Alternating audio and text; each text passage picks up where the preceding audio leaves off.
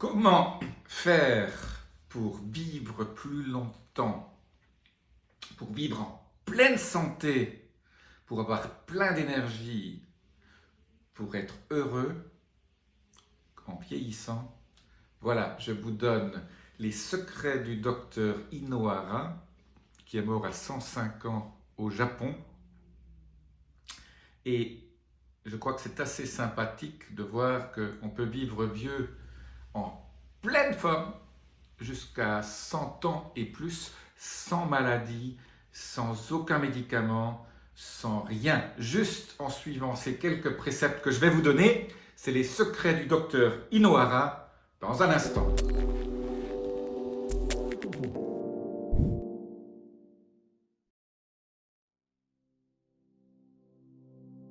Je suis Jean-Marie Buterlin, je suis expert en rajeunissement longévité et j'aide ma communauté à ajouter de la vie à leurs années et des années à leur vie.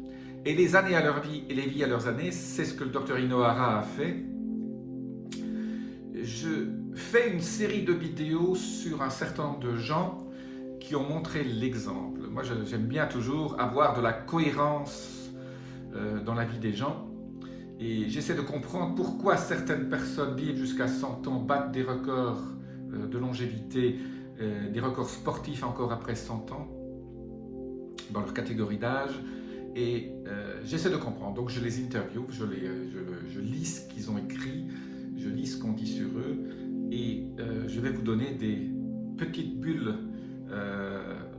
au niveau des petits conseils de ce qu'on fait, et que vous pouvez vous adapter à votre vie. Alors bien sûr, tout n'est pas transposable. Vous ne respirez pas l'air qu'ils ont respiré, vous ne buvez pas l'eau qu'ils ont bu, vous n'avez peut-être pas forcément l'alimentation à votre disposition.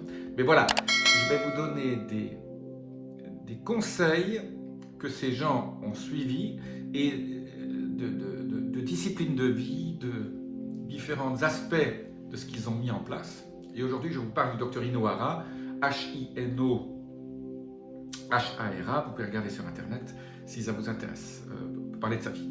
Alors, le premier conseil que je peux vous donner et que lui a suivi, c'est qu'il est toujours resté en forme et il a bien mangé. Il a mangé sainement. Alors ça veut dire quoi, manger sainement? C'est la nourriture un peu japonaise, donc pas beaucoup de sucre, pas beaucoup de féculents, beaucoup de poissons, beaucoup d'algues et beaucoup de légumes. Voilà. Et toujours rester en forme, c'est-à-dire qu'il a fait du sport et il n'a pas grossi en vieillissant. La chose importante quand on vieillit, qu'on soit une femme ou un homme, surtout parce qu'on change de métabolisme, entre 45 et 50 ans, votre métabolisme change et on a tendance à prendre du poids autour de la taille, à faire ce qu'on appelle de la graisse viscérale. Alors il y en a deux types, il y en a une bonne et une mauvaise. Le tour de taille est beaucoup plus important que votre poids. Vous avez des sportifs qui sont pleins de muscles, qui ont des indices de masse glycémique au-dessus de 25 ou 30 et qui sont en pleine forme. Donc l'IMC n'est pas vraiment, et beaucoup de nutritionnistes commencent aujourd'hui, et le médecin commence à dire que l'IMC n'est pas vraiment un très bon indicateur. Un meilleur indicateur tout simple, encore plus simple que l'IMC, c'est votre tour de taille.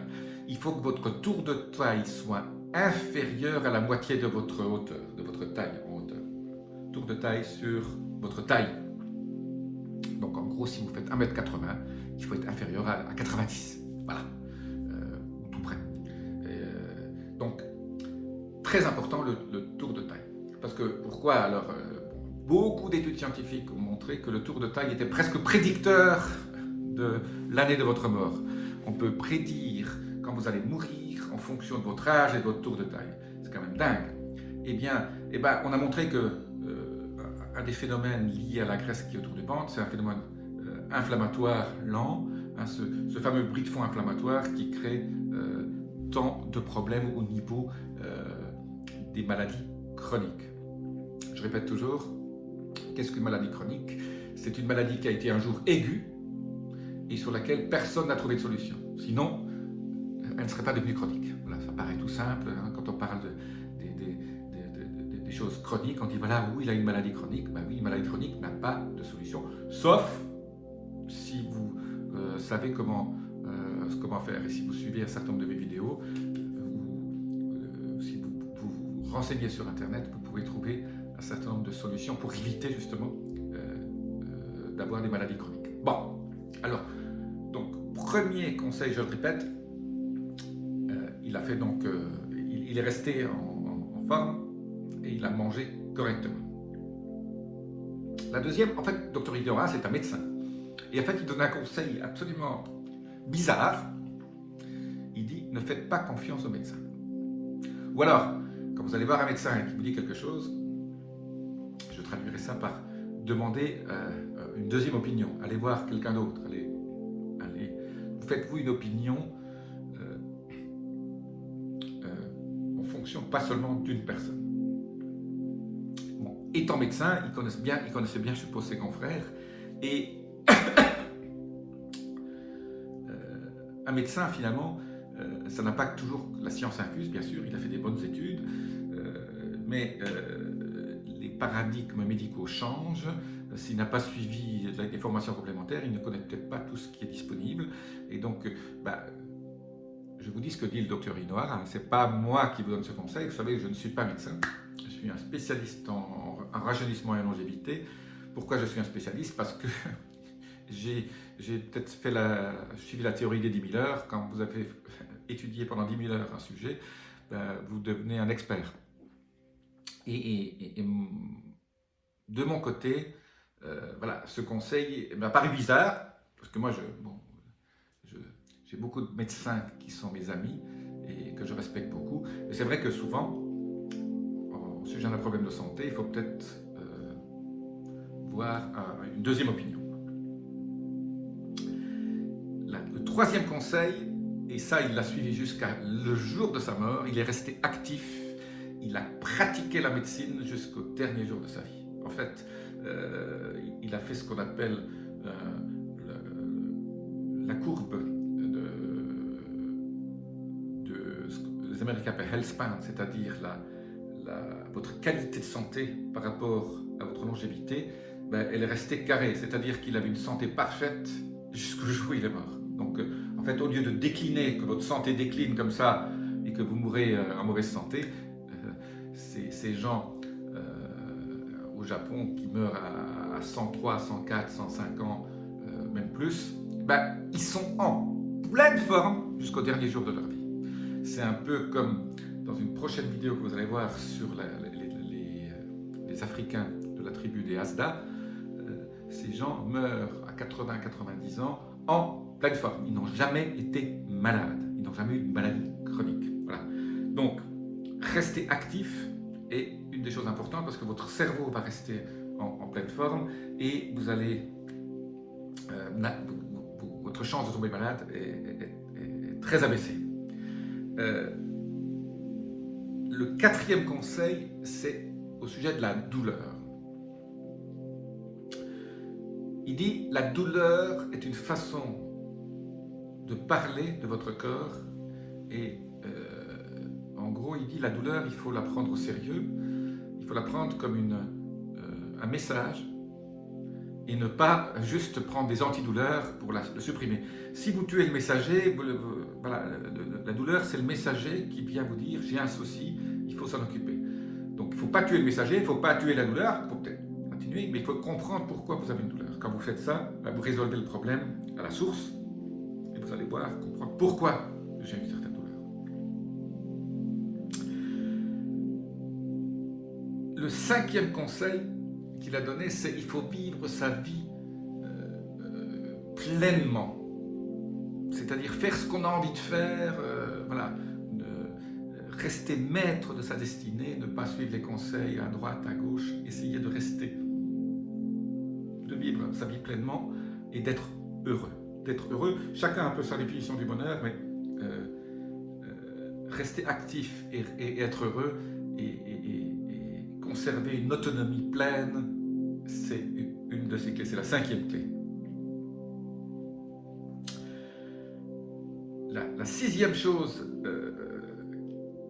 c'est qu'il faut rester fort au niveau de ses muscles. Donc, vous savez qu'une des premières causes de mortalité, ce n'est pas la maladie, c'est le fait que les conséquences de ce qu'on appelle la fragilité. Et les Américains appellent ça frailty. Donc, quand on devient frêle, je ne sais pas en français s'il y a le mot frailty, mais en tout cas, c'est la fragilité. Et pourquoi on devient fragile? Parce qu'on perd de la masse musculaire. Hein, on fait ce qu'on appelle de la sarcopénie, on perd de la masse quand on vieillit. Il faut éviter de perdre de la masse musculaire, on perd jusqu'à 1% par an, après 50 ou 60 ans. Et donc là, je dis toujours la chose, et ce que lui dit, il faut faire de la masse. Alors pour faire de la masse, lui, il ne levait pas des poids, il montait jusqu'à les derniers jours de sa vie, il ne prenait jamais l'ascenseur, il montait les marches quand ça montait 2 à 2, toujours. Voilà, il était actif, et il était actif dans sa vie. Il marchait vite, il essayait de porter ses courses. Toujours est-il que faire de la masse musculaire, moi je conseille de faire des squats, de faire des jumping jacks, voilà. Très important.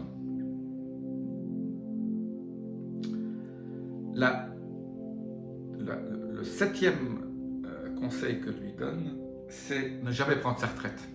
Quand il dit ne jamais prendre sa retraite, je vais traduire, parce que lui, il était médecin, donc il a soigné des gens jusqu'au dernier jour de sa vie.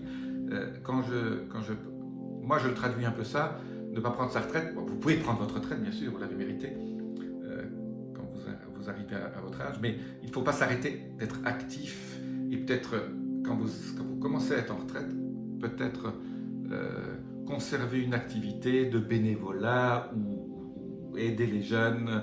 Si vous avez été dans l'industrie, devenez consultant gratuitement, prenez des gens, devenez un mentor. Voilà. Restez actif est méga important à ce niveau-là. Et le dernier conseil qu'il dit, c'est un peu ce que dit Eckhart Tolle dans son livre Le pouvoir du moment présent, The Power of Now. Vivez dans le moment présent. Alors c'est vrai qu'il faut se projeter, il faut avoir des projets, tout ça c'est très très bien, mais tous les jours, vivez dans le moment présent. Alors comment on vit dans le moment présent? Il y a une manière toute simple. Au lieu de toujours avoir l'esprit occupé à savoir qu'est-ce que je vais faire à manger, où est-ce que je vais aller demain, qu'est-ce que je vais faire dans 1 heure ou dans 2 heures, il ne faut pas vivre dans le futur, il ne faut pas vivre dans le passé, il faut vivre dans le moment présent. Et pour ça, vous prenez conscience de votre respiration, prenez des grandes inspirations, ça va déjà vous ancrer dans le moment présent.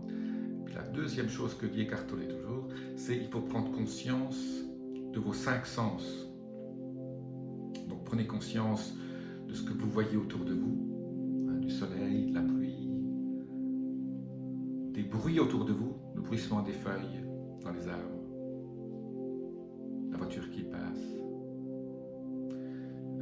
le toucher, savoir si vous avez, est-ce qu'il fait chaud, est-ce qu'il fait froid, est-ce que vous avez du vent, l'odeur, qu'est-ce que vous sentez. Prenez conscience de l'odeur qui est autour de vous. Prenez conscience de ce que vous êtes en train d'avoir dans votre bouche, votre goût. Et quand vous mangez, par exemple, voilà, mangez en pleine conscience. Ne mangez pas en pensant à autre chose, en regardant la télévision, mangez et vivez le moment présent quand vous mangez. Sentez les choses, sentez les aliments descendre dans votre estomac. Goûtez-les, fermez les yeux. Quand vous buvez du vin ou vous buvez de l'eau, chaque eau a une odeur différente, un goût différent. Goûtez-le pleinement. Voilà ce que ça s'appelle vivre dans le moment présent. Voilà, donc pour ces 8 conseils du docteur Inohara, il a vécu jusqu'à 105 ans en pleine forme. Voilà. J'aime beaucoup toujours ce genre de personnes qui... Et si vous regardez sa photo, quelques années avant de mourir, j'ai vu ça sur internet, il ne paraissait pas ses 105 ans. Il y a beaucoup de gens à 70 ans qui paraissent beaucoup plus vieux que ce monsieur quand il avait au-dessus de 100 ans.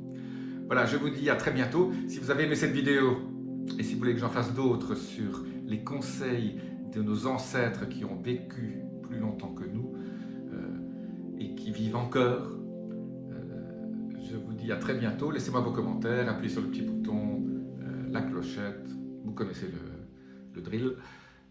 Namasté.